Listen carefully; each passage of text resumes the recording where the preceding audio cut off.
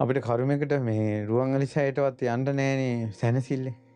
ඒ මළුවෙන් ඇතුල් වෙනකොටම රංචු වගේ ඇවිල්ලා මෙහින් වඳිනවා, කතා කරනවා, විස්තර අහනවා, අර ලෙඩ කියනවා, මේ ලෙඩ කියනවා. මේ අපිත් යන්නේ සෑය වැඳලා මේ පීඨ පිළිසරණක් ආශිර්වාදයක් අරන් එන්න.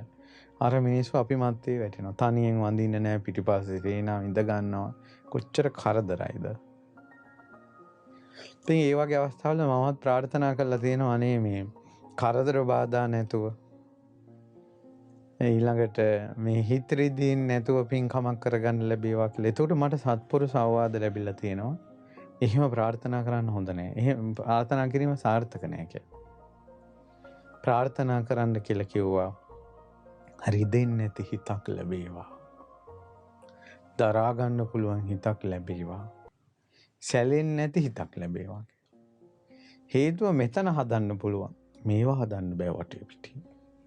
මේ එක එක කර්මානුරූපව එන ජීවිත තියෙනවා. ඒස අභ්‍යන්තරයෙන්ම හදාගන්න.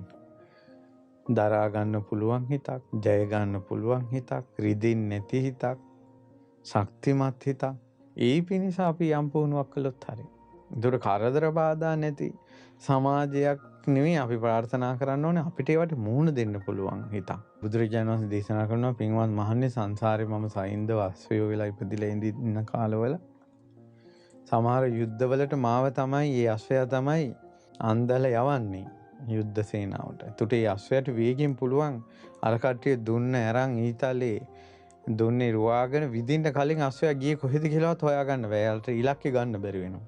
එච්චර වේගෙන් යනවා අශ්වයා. සමහරට බලනකොට මේ සේනාව වට කර ඉද්දින් අශ්වයා අරෙන් එද්දින් විදින්න අදනකොටම එයා ඉලක්කේ අල්ලන්නේ අරහෙට අශ්වයා ළඟ. ඒ මොහොතේම අශ්වයා උඩ ඉන්න කෙනා රජුරන්ගේ බෙල්ල අරගෙන ඇදගෙන යනවා. මේ හිටියා මේ නැහැ. චර වේගෙන් දුවනවා. ඒ වාගේ පවුරු රජවරු 7 දෙනෙක් යුද්ධ කරන්න ඇවිල්ලා එක රාජ්‍යයක 6 දෙනෙක් මෙහෙම අල්ලද්දින් 6 වෙනි එකේ එක දිගට ඊතල විදිනකොට එක ඊතලයක් වැදුනා. මේ අශ්වයාට. පපුව මෙහෙම ඇතුළෙම කාගෙන ගියා. ගිහිල්ලා ඒ 6 වෙනි රජුරුවොත් අරන් බිම දාලා එහෙම අශ්වයා වැටුණා. වැටෙනකොට දැන් අශ්වාරෝහකයා දැනගත්තා දැන් මෙයාට ඊතලයක් වැදුණා, දැන් කොහොමද කරන්නේ කියලා ඊළඟට ඉන්න වේගවත්ම අශ්වයා බැලුවා. බලනකොට ඉන්නේ ඊළඟට වේගවත්ම වෙළඹා. ඒ වෙළඹට මෙයාගේ ඇඟේ තියෙන යුද ඇඳුම් ගලවලා අන්දන්න හදනකොට දැන් මෙයා වැටලා රහා. ඊට පස්සේ S2 කැල්ලා බලනකොට දැක්ක වෙළඹක්. ඊට පස්සේ කල්පනා කළා සයින්දව කුලයේ අශ්වය කියන්නේ අනිත් අයට පේන්නේ නැතුව උනත් දුවන්න පුළුවන්. වේගය වැඩි. මෙයාට වගේ 10 ගුණයක් වේගය තියෙනවා. මේ වෙලඹට එක යුද්ධෙට ගියොත් එහෙම මෙයා මෙහින් යනකොටම ඊතල වදිනවා. ඊට පස්සේ මෙයා කතා කරලා අස්වරෝහකට උළුහුල්ලා කිව්වා එයාට බඳින්න එපා, මට මාපව බඳින්න කියලා. මෙතෙන්ට බෙහෙත් ටිකක් තියලා බඳලා ආයෙ නැගිට්ටා. ආයෙ නැගිටලා යුද්ධෙට ගිහලා 7 වෙනි එක්කෙනත් ගෙනල්ලා දාලා එහෙම අස්වැයා මැරිලා වැටුණා. වෙඩි කාගෙන හරි අභිමතාර්ථය සඵල කරගන්න.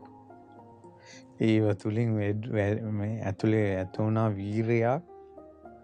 ඒ විදිහට සංසාරේ පුරුදු කළා අභිමතාර්ථය සඵල කරගන්න අතුරු අරහා වැටෙන්නේ. ඒක ආවා මේ ජීවිතේ දුෂ්කර ක්‍රියා කළා මේ වැටෙනවා. මේ යන්නේ එකම අදිස්ථානේ ඉන්නවා. මං සම්බුදු වෙනවා කියන අදහස. ඒ නිසා දැන් සමහර අය තියෙන ප්‍රශ්නයක් ආපු ගමන් දැන් මොකක් හරි කියමු මල් පූජාවකට ගියා. කවුරු හරි බයිනවා. හිත කඩන නෑ එන්නේ මම මල් පූජාවලට පැත්ත බලා තෙන්නේ.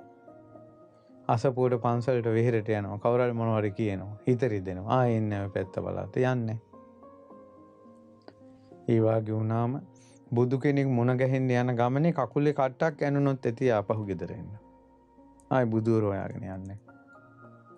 පොඩි ප්‍රශ්නෙකින් වැටෙනවා. එහෙම නෙමෙයි අභියෝග දරාගෙන කට්ට කාගෙන බැනුම් අහගෙන පුළුවන් අඩුපාඩු හදාගෙන අපිට පුළුවන් දේ මේකේ යහපත්